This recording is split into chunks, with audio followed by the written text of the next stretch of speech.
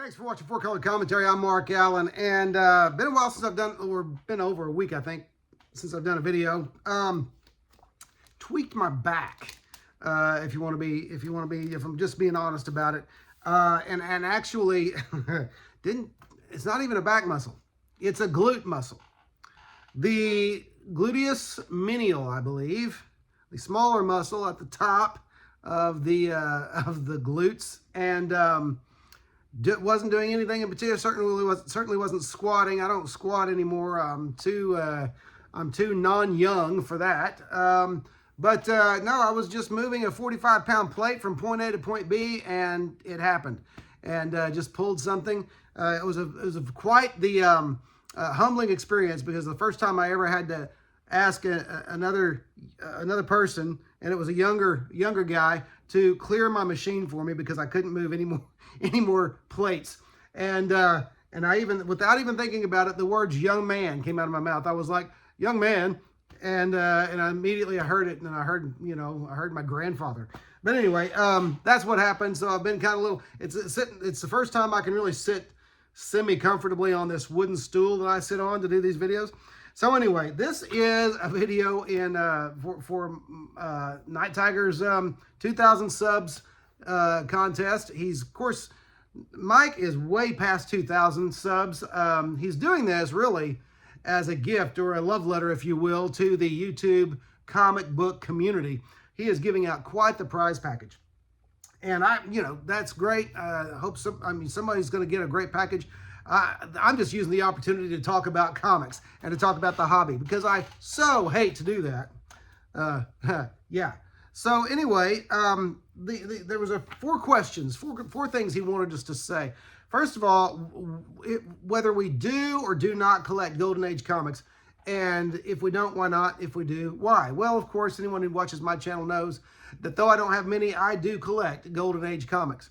The answers why are myriad.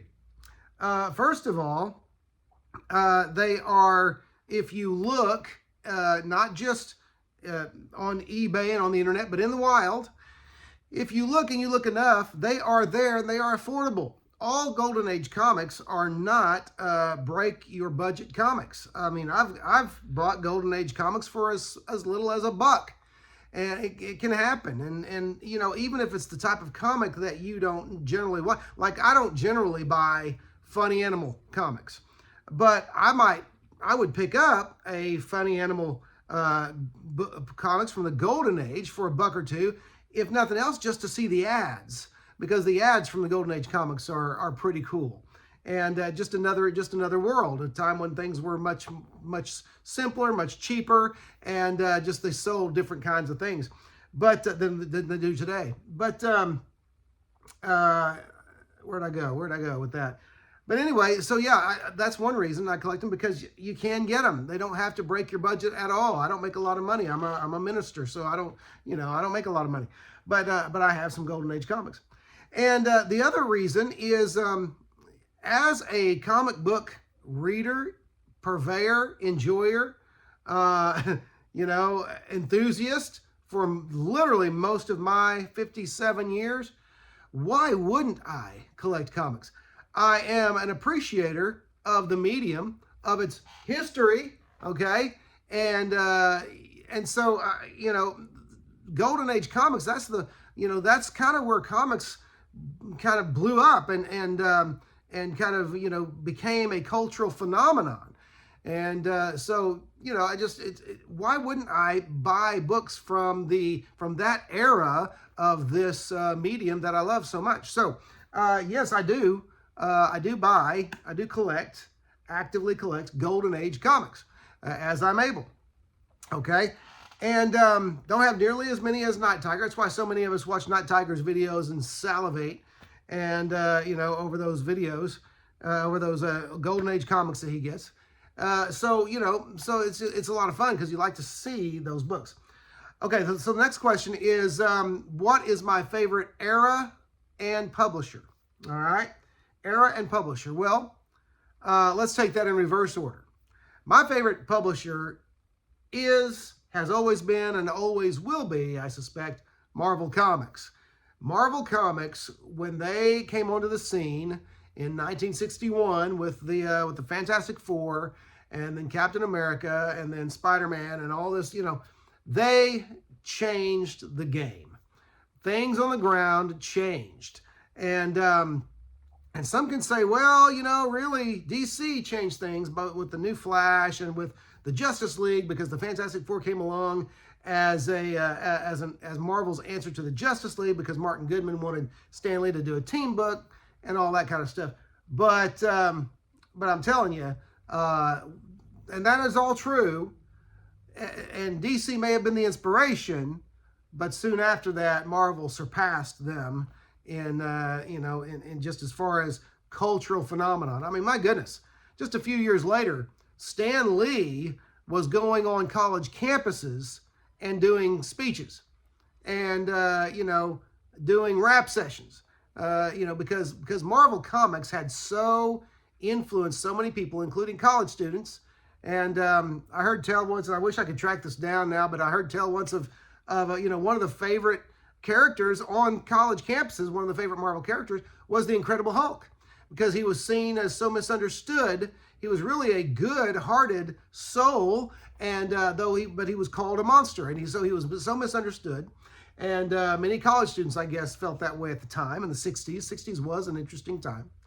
And so, I mean, I don't remember hearing of any of DC's publishing staff or administration going on college campuses on speaking tours, but Stan Lee did, and it wasn't because of Stan Lee, it was because of Marvel Comics. And the other thing about Marvel was the house of ideas, and the feeling that made you the way they made you feel a part, the way they made fans feel a part, and they a part of the company, that they'd share with you things that were going on in the company behind the scenes and all of that.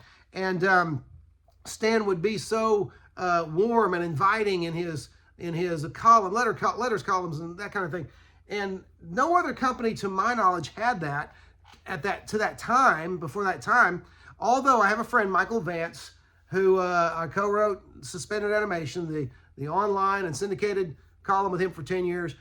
He said that he did say that American Comics Group, ACG, had that feel, and they actually had that before Marvel did. That may be true. I only discovered ACG in the 90s, the mid to late 90s. So anyway, so that may be true. But for me, Marvel Comics was altogether different from any other comics company. Certainly different from the distinguished competition. Okay, and so yeah, the Marvel Comics, without a doubt. I am whatever color Marvel is, if you cut me, that's the color I'll bleed. Now, what was my favorite era of comics? Bronze Age. Because Bronze Age is the era that had already begun when I began really noticing, not when I began reading, but when I began really, really caring about comics and resonating with that form of media. And so the Bronze Age, far and away, was most influential on me, and for lots of reasons. It was also that era where it seemed like Marvel, they weren't resting on their laurels. They weren't exactly reinventing themselves, don't get me wrong, but they were building off of that wonderful foundation, that strong foundation, laid down in the 60s. And so in the 70s and onward, through the Bronze Age, they were building upon that with lots of great new characters coming out and that kind of thing. Now, just a little bit of extra, old comics curmudgeon here. I don't know what they're building on these days with the new comics, but I just don't know. I won't go there. But anyway, that's so Bronze Age and specifically Bronze Age Marvel. Those are my favorite. So that's I do collect Golden Age. Marvel Comics, my favorite publisher. Bronze Age, my favorite era. And lastly, he wanted us to show a book from that era. I think he said from that era, but whether he did or not, this one is to show one of our favorite. And I'm glad. Thank you, Michael, for saying one of your favorites. I checked. I went back 2 or 3 times, made sure that you were saying one of, not favorite. And anyone who watches my channel knows that I cannot pick a favorite. I have one of the smaller comics collections in the YouTube community. My collection rests somewhere between 7,000 and 8,000 comics. That's it. And with that, not counting this stuff back here, but not, even from that, I can't pick one single favorite comic. That's impossible. So thank you, Michael, for saying, one of your favorite comics. And here it is. This is a 1978 publication, Marvel publication. Marv Wolfman writing and Keith Pollard doing the layouts, with Mike Esposito doing the finishes, but Keith Pollard layouts are the thing here. This is Amazing Spider-Man number 186. Now, I would have been 10 years old when this came out, or I was 10 years old when this came out. And this book, the reason why I choose this book is because it's Keith Pollard, to me, just screams, first of all, he screams Bronze Age. Now, Ross Andru had an ongoing stint on the Amazing Spider-Man during the Bronze Age, and he's the one I'll always remember. He'll be my favorite Spider-Man artist. I know a lot of people say John Romita Sr., Ditko. Those weren't my era, however. My era was Ross Andru. But this book knocked my socks off, because this was when, remember, one of the mainstays of the Amazing Spider-Man is that the cops were always chasing him. He could not do good. He could not rescue someone. He could not defeat a villain. He could not save the city and come into contact with police without them trying to arrest him. It got to be, to a young reader, 10 and under, it was such an annoying fact that most times that he came into contact with the cops, even if they're friendly about it, they're like, Web Shooter, we're going to have to, Wallcrawler, we're going to have to take you in. Sorry, Webhead, we're going to have to slap the cuffs on you. Well, in this book right here, Spider-Man is cleared. He's cleared of all charges. And, I don't remember how long that lasted, but Spidey's cleared by the police. Webb had a national hero and all this, and the Chameleon too. Now, I will say, despite the awful multicolored jigsaw, costume that the Chameleon appeared in, this is one of my all-time favorite Spider-Man comics and Bronze Age comics. Just because here's that costume. Look at that, the green sleeves and leggings, and the middle part just a hodgepodge of different colors. If I can find a better, hang on here, I'm gonna find a better picture for you. Oh, there we go. There's one of him running through the park there. So just really awful. But I don't think I noticed that as a kid. It was just, oh, the Chameleon, I know who he is. And he's got a new costume. How interesting. But anyway, so just a great story, because it showed, again, Bronze Age. And again, I mentioned that Marvel was not resting on their laurels. They were doing something new. They were clearing Spider-Man of any charges. And here we go, a page that an image that I never thought I'd see as a young Spider-Man reader on the last page there, where Spider-Man's actually hoisted up by the crowds and cheered and carried like a hero, like the hero that he is. And so this, Spider-Man number 186, is one of my all-time favorite Bronze Age comics, one of my all-time favorite comics, one of my all-time favorite Spider-Man comics, because it's just it's a milestone, it's a high water mark, and it was really fun to read. I actually remember the ride home as a 10-year-old kid with this book in hand, trying to convey to my mother what a big deal this was, that Spider-Man had been cleared by the police of any, and this included, of course, the murder of Captain Stacy and I don't know what else, but he was cleared of all of that, and trying to help my mom to understand how big that was. Well, she never got it, but I did, and thousands, if not tens of thousands or more, of comics fans did as well. And so there we go. There it is.